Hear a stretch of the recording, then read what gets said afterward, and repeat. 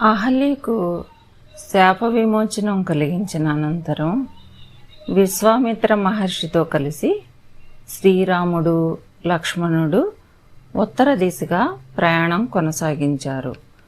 కొన్ని రోజుల ప్రయాణం తర్వాత వారి ముందర ఒక అద్భుతమైన నగరం ప్రత్యక్షమైంది. అది మిథిల, విదేహ రాజ్యానికి రాజధాని. ధర్మనిరతుడైన జ్ఞానవంతుడైన జనక మహారాజు పాలిస్తున్న మహానగరం. నగరమంతా యజ్ఞ ఏర్పాట్లతో కళకళలాడుతోంది. వేదమంత్రాల ఘోషలు గాలిలో మారుమోగుతున్నాయి. విశ్వామిత్ర మహర్షి రాకను తెలుసుకున్న జనకుడు స్వయంగా వచ్చి ఆయనకు ఘనస్వాగతం పలికాడు. మహర్షికి తగిన గౌరవం చేసి ఆయనతో పాటు వచ్చిన ఇద్దరు యువరాజులను చూసి ఆశ్చర్యపోయాడు. వారి ముఖ తేజస్సు, వారి వినయం, వారి రాజసత్వం చూసి జనకుని మనసు ఆనందంతో నిండిపోయింది. మహర్షి, ఈ యువ వీరులు ఎవరు అని అడిగాడు. అప్పుడు విశ్వామిత్రుడు చిరునవ్వుతో ఇలా చెప్పాడు. మహారాజా, వీరు అయోధ్యాధిపతి దశరథ మహారాజు కుమారులు. వీరిలో పెద్దవాడు రాముడు, చిన్నవాడు లక్ష్మణుడు. యజ్ఞరక్షణ కోసం నాతో వచ్చారు. తాటక వధ చేశారు. మారీచ, సుబాహులను సంహరించారు. గౌతమ మహర్షి ఆశ్రమంలో అహల్యకు శాప విమోచనం కలిగించారు. ఇది విన్న జనకుడు ఆశ్చర్యపోయాడు. నిజంగా వీరు సాధారణ యువరాజులు కారు అని మనసులో అనుకున్నాడు. మాటల సందర్భంలో జనకుడు విశ్వామిత్రుడికి తన కుమార్తె సీత గురించి చెప్పసాగాడు.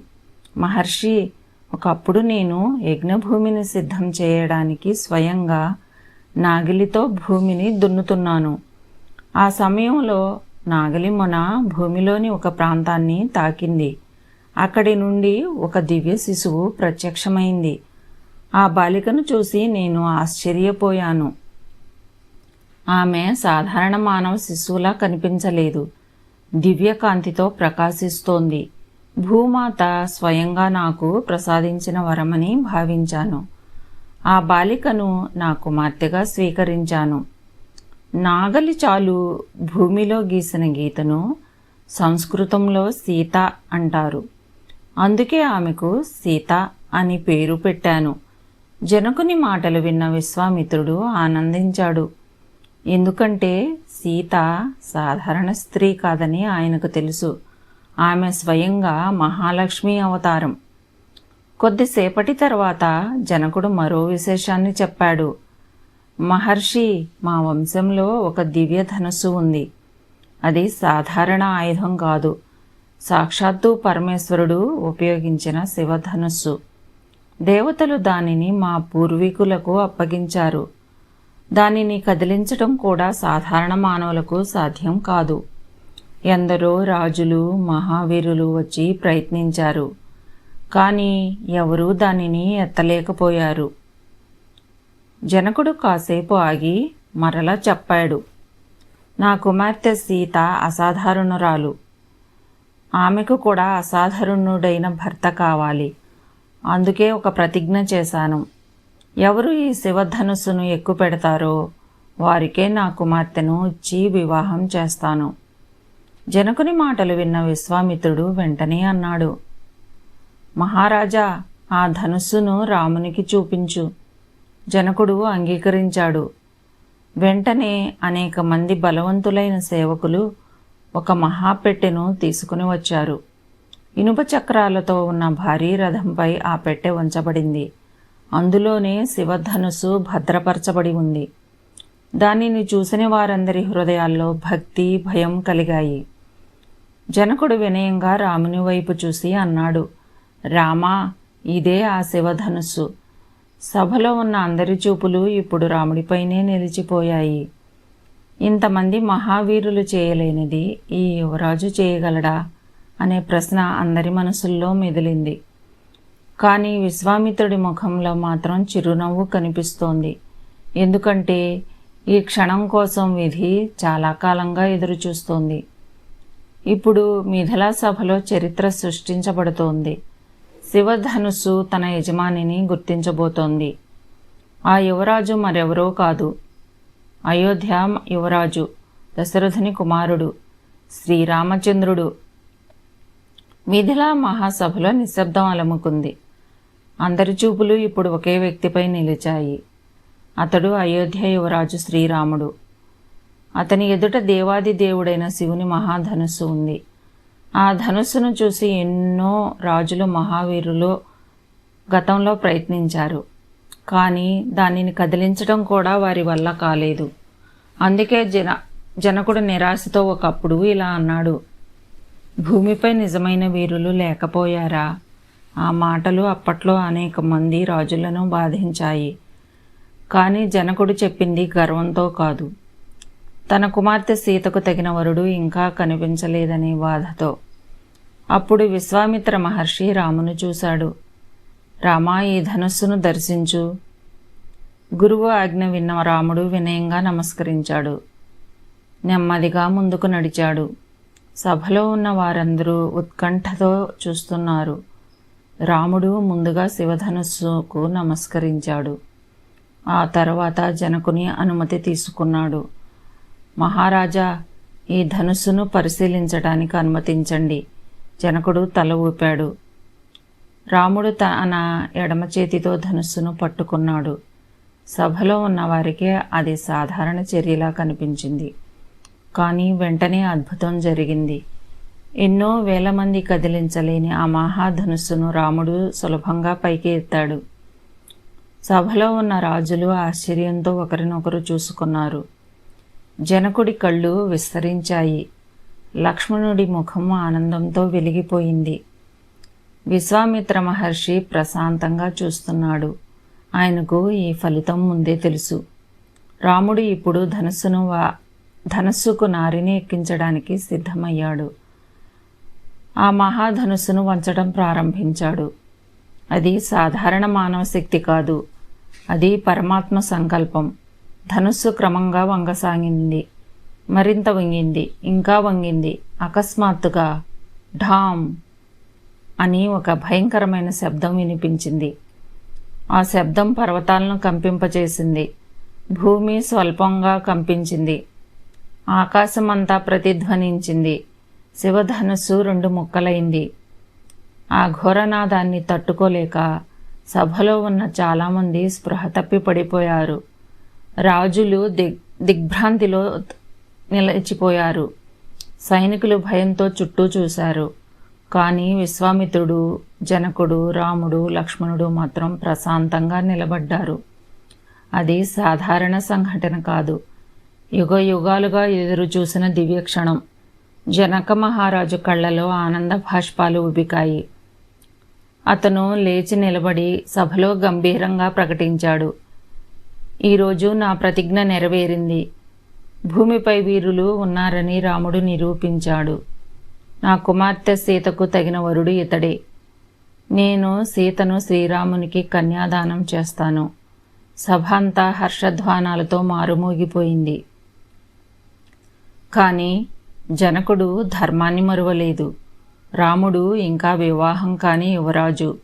అతని తండ్రి దశరథ మహారాజు అనుమతి అవసరం. అందుకే వెంటనే దూతలను అయోధ్యకు పంపించాడు. వెంటనే మహారాజు దశరథుని ఆహ్వానించండి, ఆయన సమక్షంలోని ఈ మహాకళ్యాణం జరగాలి అని ఆజ్ఞాపించాడు. దూతలు వేగంగా అయోధ్యకు బయలుదేరారు. మరోవైపు మిథిలా నగరం పండుగ వాతావరణంలో మునిగిపోయింది. వీధులు అలంకరించబడ్డాయి. ప్రజలు ఆనందోత్సాహాలతో నిండిపోయారు. ఎందుకంటే త్వరలో జరగబోయేది సాధారణ వివాహం కాదు. ధర్మానికి ప్రతిరూపమైన శ్రీరాముడు, పవిత్రతకు ప్రతీక అయిన సీతాదేవి ఒకటిగా కలిసే దివ్య మహోత్సవం. ఇదే సమయంలో దూరంగా అయోధ్యలో ఉన్న దశరథ మహారాజుకు ఒక శుభవార్త చేరబోతోంది. తన కుమారుడు శివధనుస్సును విరిచాడని, మిథిలా రాకుమారి సీతను వరించాడని విని ఆయన హృదయం ఆనందంతో నిండిపోబోతోంది. మిథిలా నగరంలో శివధనుస్సు విరిగిన వార్త అగ్నిలా వ్యాపించింది. అయోధ్య యువరాజు రాముడు శివధనుస్సును విరిచాడట అని ప్రజలు ఆనందంతో చెప్పుకున్నారు. జనక మహారాజు హృదయం సంతోషంతో నిండిపోయింది. తాను ఎన్నో సంవత్సరాల క్రితం చేసిన ప్రతిజ్ఞ నెరవేరింది. సీతాదేవికి తగిన వరుడు దొరికాడు. కానీ ధర్మపరుడు అయిన జనకుడు ఒక విషయాన్ని మరువలేదు. వరుని తండ్రి దశరథ మహారాజు సమక్షంలోనే వివాహం జరగాలి. అందుకే వెంటనే వేగవంతమైన దూతలను అయోధ్యకు పంపించాడు. కొన్ని రోజుల తర్వాత ఆ దూతలు అయోధ్య చేరుకున్నారు. వారు రాజ్యసభలో ప్రవేశించి దశరథ మహారాజుకు నమస్కరించారు. ఆతృతగా ఎదురుచూస్తున్న దశరథుడు వెంటనే అడిగాడు, నా కుమారులు క్షేమంగా ఉన్నారా? దూతలు ఆనందంతో ఇలా చెప్పారు, మహారాజా, మీ కుమారులు క్షేమంగా ఉన్నారు. శ్రీరాముడు జనక మహారాజు సభలో శివధనుస్సును విరిచాడు. జనకుడు తన కుమార్తె సీతాదేవిని రామునికి ఇచ్చేందుకు సిద్ధంగా ఉన్నాడు. వెంటనే మిథిలాకు రావాలని మిమ్మల్ని ఆహ్వానించాడు. ఆ వార్త విన్న దశరథుని ఆనందానికి అవధులు లేకపోయాయి. వెంటనే తన గురువు వశిష్ఠ మహర్షిని పిలిపించాడు. మంత్రులతో సమావేశమయ్యాడు. మిథిలాకు ప్రయాణం చేయాలని నిర్ణయించాడు. మరుసటి రోజు అయోధ్య నుండి ఒక గొప్ప ఊరేగింపు బయలుదేరింది. దశరథ మహారాజు, వశిష్ఠ మహర్షి, వామదేవుడు, జాబాలి వంటి మహర్షులు, మంత్రులు, సైనికులు, రాజకుటుంబ సభ్యులు అందరూ మిథిలా వైపు ప్రయాణించారు. అనేక రథాలు, ఏనుగులు, గుర్రాలు, సైన్యాలతో ఆ ప్రయాణం మహోత్సవంలా సాగింది.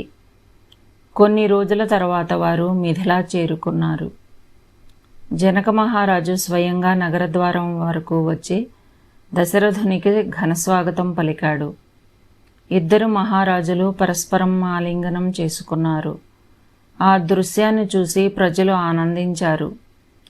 తరువాత జనకుడు సభలో మాట్లాడుతూ అన్నాడు, మహారాజా, మీ కుమారుడు రాముడు నా ప్రతిజ్ఞ నెరవేర్చాడు.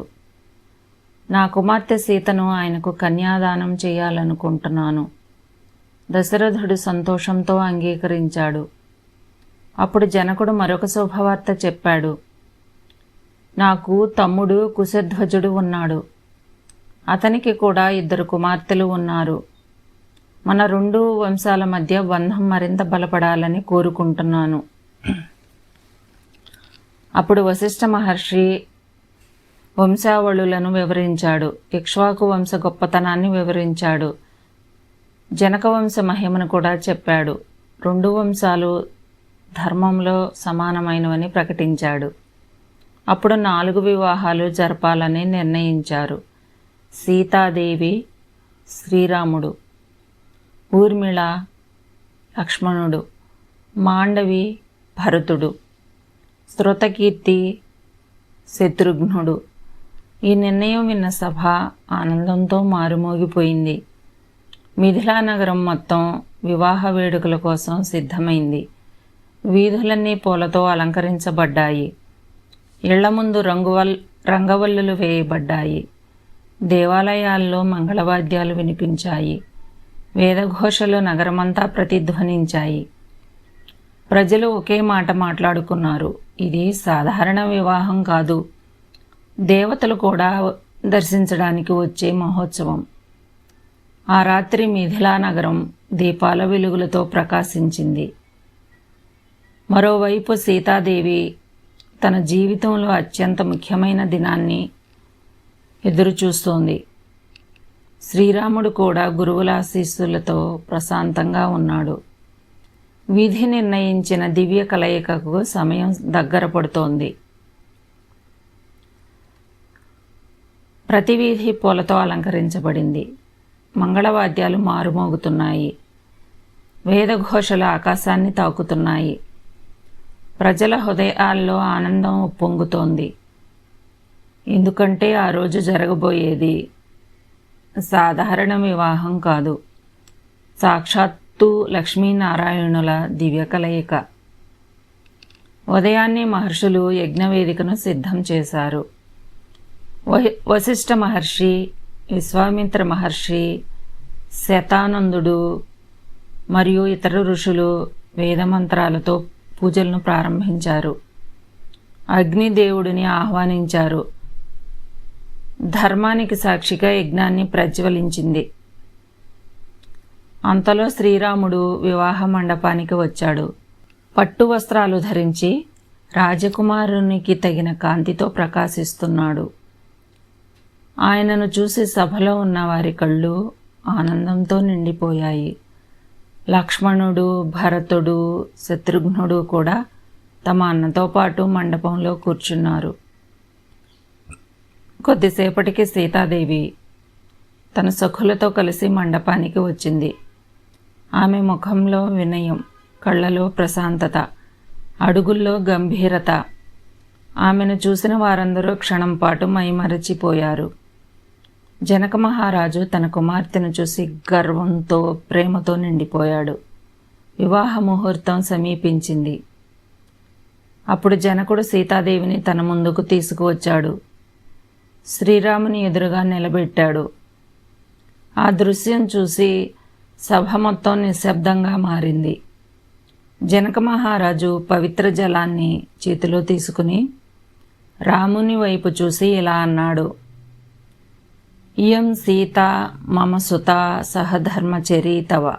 అంటే, ఇదిగో నా కుమార్తె సీత, ధర్మ మార్గంలో నీతో కలిసి నడిచే సహచరిణి, ఆమెను స్వీకరించు అని చెప్పి సీతాదేవి చేతిని రాముని చేతిలో ఉంచాడు. అదే కన్యాదానం. అదే యుగయుగాలుగా స్మరించబడుతున్న పవిత్ర క్షణం.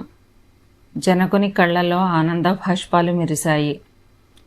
తన జీవితంలోని అత్యంత పవిత్ర బాధ్యతను ఆయన పూర్తి చేశాడు. సభలో ఉన్న ఋషులు ఆశీర్వదించాడు. దేవతలు పుష్పవర్షం కురిపించారని చెప్తారు. ఆ తరువాత సీతారాములు అగ్నిదేవుని చుట్టూ ప్రదక్షిణలు చేశారు. వేదమంత్రాలు మారుమోగాయి. మంగళవాద్యాలు గంభీరంగా వినిపించాయి. ప్రజలు జయ శ్రీరామ్, జయ సీతారాం అంటూ హర్షధ్వానాలు చేశారు. తరువాత లక్ష్మణుని వివాహం ఊర్మిళతో జరిగింది. ఊర్మిళ జనకుని కుమార్తె, సీతాదేవి సోదరి. లక్ష్మణుడి ధైర్యానికి, సేవాభావానికి తగిన జీవిత భాగస్వామి. అనంతరం భరతుని వివాహం మాండవితో జరిగింది. మాండవి కుశధ్వజుని కుమార్తె, వినయశీలి, ధర్మపరురాలు. చివరగా శత్రుఘ్నుని వివాహం శృతకీర్తితో జరిగింది. ఆమె కూడా కుశధ్వజుని కుమార్తె. అలా 4 దివ్య వివాహాలు ఒకే మండపంలో ఘనంగా జరిగాయి. మిథిలా నగరం ఆనందసాగరంలో మునిగిపోయింది. దేవతలు సంతోషించారు. మహర్షులు ఆశీర్వదించారు. 2 మహావంశాలు బంధుత్వంతో ఒక్కటయ్యాయి. ఇది కేవలం 2 కుటుంబాల కలయిక కాదు. ధర్మం, ప్రేమ, వినయం, కర్తవ్యం కలిసి నిలిచిన ఆదర్శ గృహస్థ జీవితానికి శ్రీకారం. వివాహాలు పూర్తయ్యాక కొన్ని రోజులు ఉత్సవాలు జరిగాయి. ఆ తర్వాత దశరథ మహారాజు తన కుమారులు, కోడళ్లతో కలిసి అయోధ్యకు తిరిగి బయలుదేరాలని నిర్ణయించాడు. కానీ తిరుగు ప్రయాణంలో ఒక ఆశ్చర్యకరమైన సంఘటన ఎదురుచూస్తోంది. శివధనస్సు విరిగిన వార్త విని కోపంతో ఒక మహాతపస్వి వారి మార్గాన్ని అడ్డుకోబోతున్నాడు. ఆయన ఎవరో కాదు, క్షత్రియులను 21 సార్లు జయించిన మహావీరుడు, భృగువంశ సముద్రుడు, పరశురాముడు.